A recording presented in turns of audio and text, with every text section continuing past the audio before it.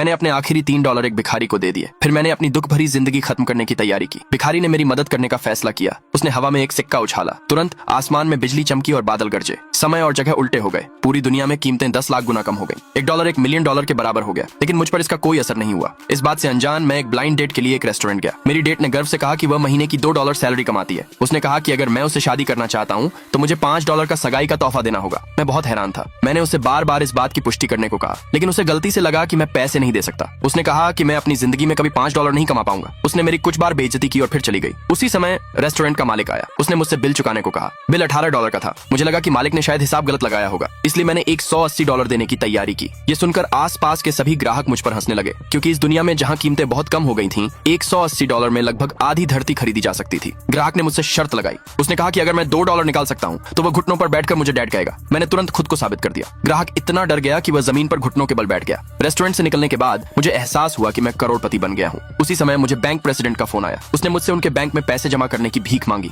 मैं मान गया और बैंक गया, लेकिन वहां मुझे वही औरत मिली जिसके साथ मैं पहले ब्लाइंड डेट पर गया था। वह बैंक मैनेजर के साथ ब्लाइंड डेट पर थी। मैं यह बर्दाश्त नहीं कर पाया, इसलिए मैं उनके ब्लाइंड डेट को खराब करने के लिए ऑफिस में घुस गया। मैनेजर के असिस्टेंट ने मेरी बेइज्जती करना शुरू कर दिया। उसने कहा कि गरीब लोग हाई एंड बैंक में आने के लायक नहीं होते। मैनेजर उसके व्यवहार से खुश था। उसने उसे इनाम के तौर पर $1 दिया। उस औरत ने कहा कि उसे सिर्फ ऐसे मर्द पसंद हैं जो दिल खोलकर पैसे खर्च करते हैं, लेकिन मुझे लगा कि वह रकम बहुत कम थी। वे नाराज हो गए। वे मुझे वहां से हटाने के लिए किसी को बुलाने वाले थे। उसी समय बैंक प्रेसिडेंट जल्दी से वहां आई। उन्होंने मुझे उन्हें सबक सिखाने में मदद की और उन्होंने मुझे बैंक के VIP कस्टमर के तौर पर मिलवाया। आगे स्टोरी देखने के लिए हमारे चैनल से जुड़ जाएं।